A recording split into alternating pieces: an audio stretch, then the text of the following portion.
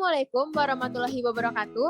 Kami dari kelompok 3 akan menjelaskan mengenai perbedaan KLHS dengan AMDAL. Selanjutnya,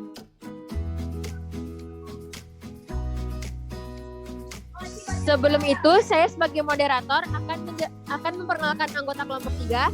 Yang pertama ada Muhammad Tazan Mazaya dengan BP 2094-2024. Yang kedua ada Sasri Yunizarti dengan BP 2094-2031. Yang ketiga ada Atia Sabihal Topani dengan BP 2094-2035. Selanjutnya ada Ami Septi Rahma dengan BP 2094-2036. Selanjutnya Nur Azmi dengan BP 2094-2037. Dan yang terakhir saya sendiri, Zalwa Adini Putri dengan BP 2094-2046. Selanjutnya,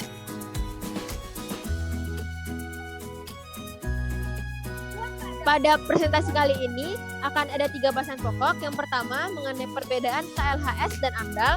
Yang kedua mengenai objek KLHS. Dan yang ketiga mengenai regulasi terbaru untuk mengukur KLHS. Selanjutnya. Yang pertama perbedaan KLHS dan AMDAL akan dijelaskan oleh teman saya. Dipersilahkan.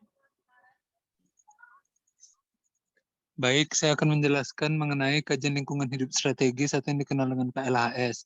Berdasarkan Peraturan Pemerintah Nomor 46 Tahun 2016, KLHS adalah rangkaian analisis sistematis yang menyeluruh dan partisipatif untuk memastikan bahwa prinsip pembangunan berkelanjutan telah menjadi dasar dan terintegrasi dalam pembangunan suatu wilayah dan atau kebijakan, rencana dan atau program. Baik untuk analisis mengenai dampak lingkungan atau AMDAL berdasarkan PP nomor 27 tahun 2012, AMDAL adalah kajian mengenai dampak penting suatu usaha dan atau kegiatan yang direncanakan pada lingkungan hidup yang diperlukan bagi proses pengambilan keputusan tentang penyelenggaraan usaha dan atau kegiatan. Baik, selanjutnya akan dilanjutkan oleh rekan saya.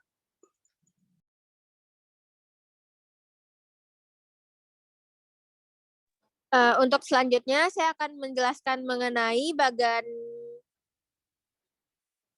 ini. Yang pertama itu ada KLHS, di mana di sana terlihat ada kebijakan, rencana, dan program. Jadi KLHS merupakan instrumen yang digunakan untuk menyempurnakan kebijakan, rencana, dan program atau KRP dan menjamin tercapainya pengaruh utamaan hasil pembangunan berkelanjutan. Sementara AMDAL itu tuh adalah ranah atau tataran operasional untuk pembangunan seperti suatu proyek. Selanjutnya.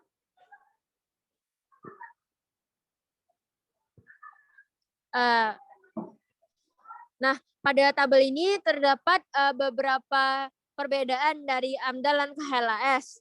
Dari sisi posisi, KLHS terletak di akhir siklus pengambilan keputusan.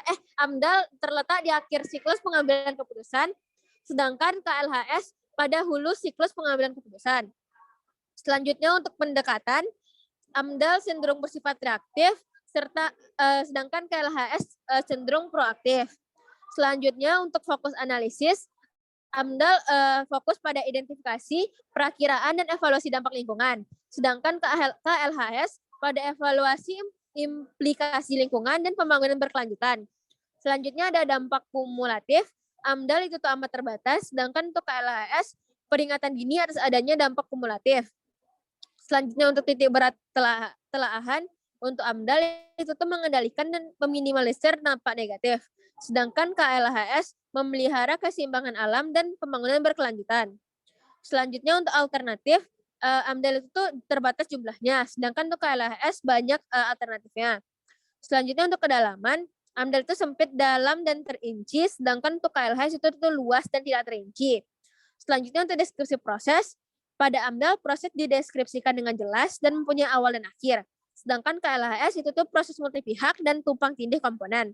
Karena KRP merupakan proses iteratif dan kontinu. Dan yang terakhir fokus pengendalian dampak, itu tuh dari AMDAL menangani simptom kerusakan lingkungan, sedangkan KLHS fokus pada agenda pembangunan berkelanjutan. Selanjutnya.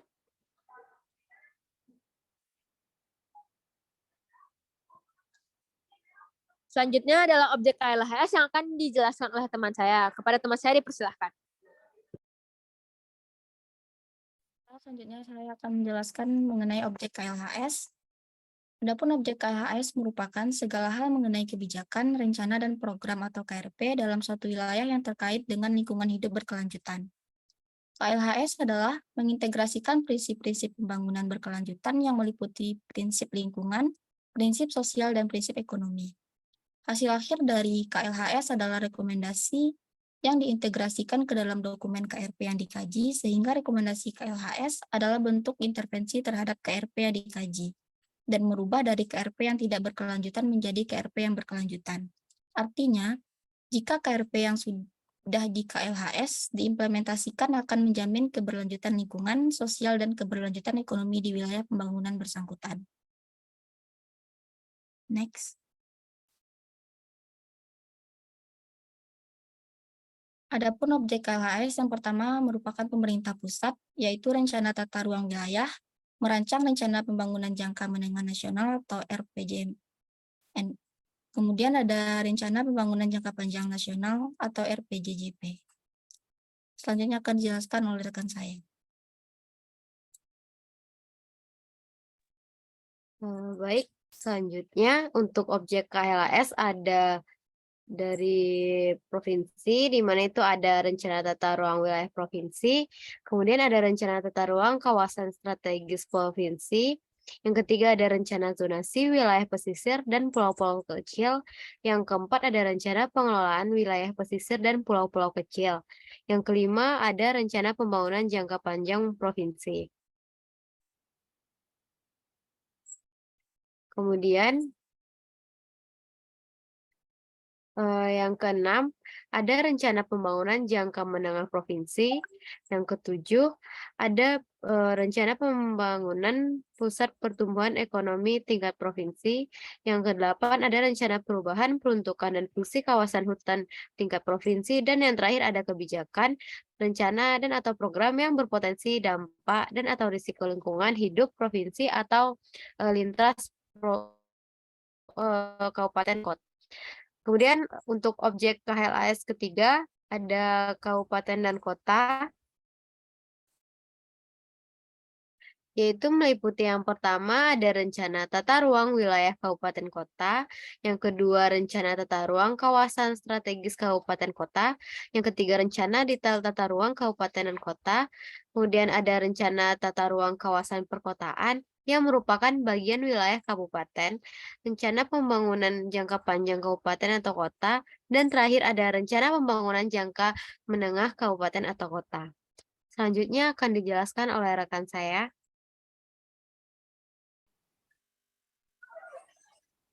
Baiklah, selanjutnya yaitu regulasi terbaru tentang kajian lingkungan hidup strategis atau KLHS. Next.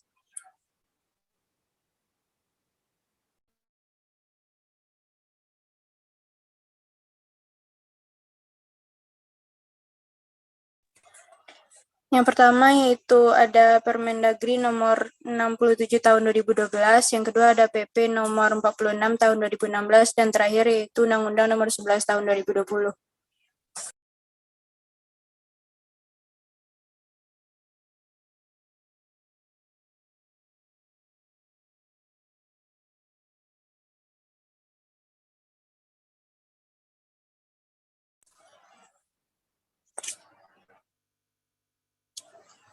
Dalam Permendagri nomor 67 tahun 2012 tentang pedoman pelaksanaan KLHS dalam penyusunan dan evaluasi pembangunan daerah, pelaksanaan KLHS mengikuti kaidah yang pertama yaitu fokus pada tujuan agar proses pelaksanaan kajian konsisten dengan kebutuhan dan tujuan yang telah disepakati sejak awal.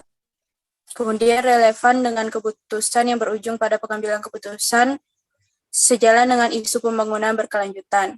Selanjutnya itu terpadu untuk memastikan keserasian antar komponen lingkungan hidup yaitu sosial budaya, ekonomi, dan ekologi. Selanjutnya itu transparan agar jelas, mudah dimengerti, dan dapat diakses oleh publik. Selanjutnya itu partisipatif yang dilakukan secara bersama-sama oleh seluruh pemangku kepentingan. Selanjutnya itu akuntabel yang menghendaki proses pelaksanaan kajian dilakukan secara profesional, sesuai objektif, seimbang, dan hasilnya dapat dipertanggungjawabkan serta diverifikasi pihak lain.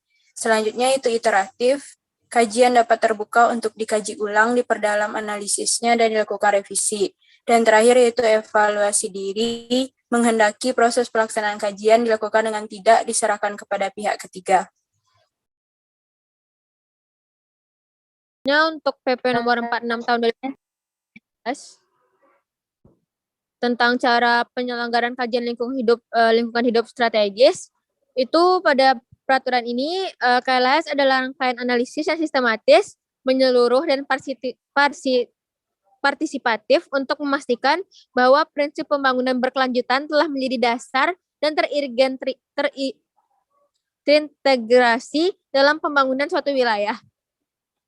Selanjutnya, untuk pemerintah pusat dan pemerintah daerah, wajib buat KLHS yang dilaksanakan ke dalam penyusunan atau evaluasi. Selanjutnya, untuk penyelenggaraan dilakukan dengan tahapan: 1. Pembuatan dan pelaksanaan KLHS, yang kedua penjaminan kualitas dan pendokumentasian KLHS, dan yang terakhir adalah validasi KLHS. Nah, selanjutnya untuk itu adalah peraturan Undang-Undang Nomor 2 Tahun 2020. Pasal 17 UU Cipta Kerja Nomor 11 Tahun 2020. Beberapa ketentuan dalam Undang-Undang Nomor 26 Tahun 2007 tentang pemetaan diubah sebagai berikut. Yang pertama, Pasal 14 ayat 1 sampai ayat 5 menyebutkan bahwa perencanaan tata ruang dilakukan untuk menghasilkan rencana umum tata ruang dan rencana rinci tata ruang.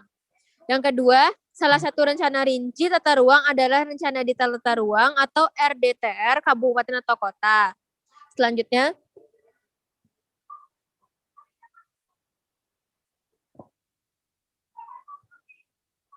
Pasal 14A ayat 1 huruf A menegaskan bahwa pelaksanaan penyusunan rencana tata ruang sebagaimana dimaksud dalam pasal 14 dilakukan dengan memperhatikan daya dukung dan daya tampung lingkungan hidup dan kajian lingkungan hidup strategis atau KLHS. Selanjutnya untuk pasal 14A ayat 2 Undang-Undang 11 tahun 2020 menjelaskan bahwa penyusunan KLHS pada ayat 1 huruf A dilakukan dalam penyusunan rencana tata ruang. Sekian presentasi dari kelompok kami. Jika ada kesalahan mohon dimaafkan. Assalamualaikum warahmatullahi wabarakatuh.